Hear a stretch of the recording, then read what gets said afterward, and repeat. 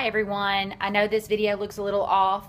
I don't have my assistant helping me out today, so I'm having to do this on my own, but I think it's really important that I get this video out to you today while you're working on some of your projects for the weekend.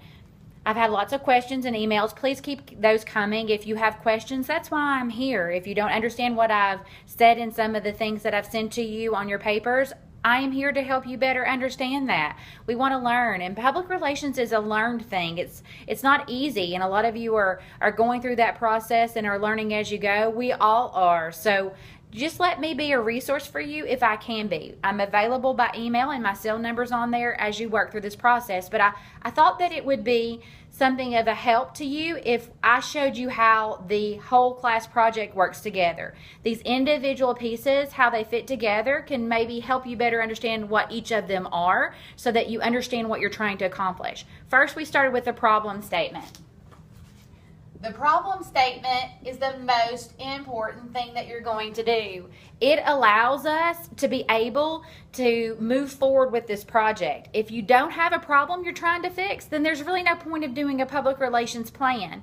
And while selecting an organization that you like is great, you want to also make sure that you pick a problem that is something that's achievable, like building brand awareness or making people aware that your organization exists. You don't want to do several things. You don't want to be operational in what you're doing. We want to do communications initiatives. What can we do to help build our company using communication? So once you've established that program or that problem, it makes everything else much easier. That's why I've been so strict on this problem statement. It's only going to help you as we move forward. Once the problem statement is established, it works hand in hand with your SWOT analysis or your situation analysis. What you're doing is looking at that organization from a 30,000-foot perspective. You're looking at that organization's strengths, weaknesses, opportunities, and threats. You're looking at this from a perspective of what are things that we do good? What are the things that we don't do so well? What are the opportunities we have to grow, and what are the threats to that growth? Once you understand what assets you have within your company, it makes it easier to use those assets to grow and to build the public relations plan. So the problem statement and your SWOT analysis kind of work together to create a basis for this plan. What happens next is it leads to what you're doing this week. Your research question. There is a lot of stuff on there, including a link to how to write a good research question on the Blackboard page. Write a question, just one line, not a paragraph, just one question that helps you collect information to solve your problem statement. See how it kind of goes back to what you're doing? If you don't know what a good problem, if your problem statement's not good, then it's going to be hard to write this question to help solve that problem. So your problem statement is going to be key. I can't say that enough. Well, you're going to write that research question, and you're going to be doing informal and formal research to help support that question or that problem statement. When you're looking at this, you don't necessarily have to do the informal research or the formal research, because I know it's very time limited with our class, but if you're working with your own company or you're working with an organization that needs this, help them out by doing this research. Ask those questions, whether it be you're stopping someone who's coming into your organization for the first time and asking them how you heard about us, or it's doing a telephone survey, or it's doing some kind of one-on-one discussion in a focus group about the tougher things at an organization, like customer service, was the quality of food well, getting really deep down into that. So they work together. Your research question and your informal and formal research methods create ways to create information to gather that so that you can do the next part of our project, which is the executive summary and your PR plan. Now, most of you have already started doing the discussion post that has please write the objectives, and I've tried to comment to most of those.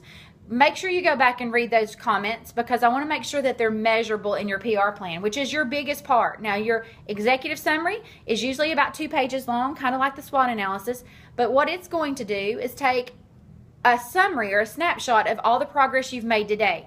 What was your problem statement? What your company's history is about?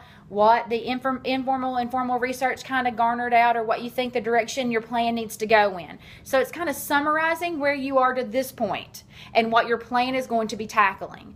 Then your public relations plan is going to be coming up really creatively with ways to solve your problem statement. You do that by creating goals, strategies, objectives, tactics. Tactics are some of the things you've already come up with. Couponing, or it is, giving a discount to the military. All those are tactics to accomplish your overall goal, which is to solve your problem statement. See how they all keep going back to that? And then in conclusion, you're going to do evaluation. There's no reason to do a public relations plan if you're not going to go back and see how well you've done anything. Is it moved the needle in the direction that you wanted it to go in? Now, since we're speculating on a lot of this, it can be something that you are purely speculating on because of the information that you've garnered through your research or through your process of planning. Do you really think that having a $40,000 concert to raise funds for a nonprofit organization is a good thing? Or do you think it would have been looked poorly on because it was a fundraising opportunity? Do you think some of the things that you have helped to bring to the forefront through your PR plan are going to help, or are they going to hurt? Make sure you look at the rubric for the evaluation portion of this, and make sure you answer all the questions that are part of that. Again, let me know if you need my help in doing so. Don't wait till you get your paper back and then turn around and hope to have another opportunity to do that. Make sure you talk to me before you submit something.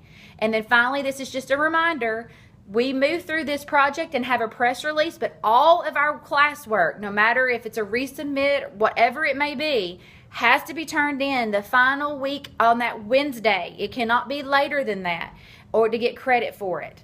So I will put out a reminder letting you know again when that deadline is going to be and reminding you of that, but we have to have everything turned in by the last Wednesday. That's why you'll notice on your curriculum that there isn't a whole lot planned for that last week. That gives us a lot of opportunity to get caught up if we're behind or if we need to get moving forward on some of these projects. And if you're resubmitting your SWOT and problem statements, they're due this Sunday. Anything after this Sunday cannot be accepted. It will be late work. Okay, I hope this helped a little bit. Let me know if you have any questions. Everything goes back to that problem statement and works through a process. They all work together, and hopefully you're having a good time with this class. Let me know how I can help.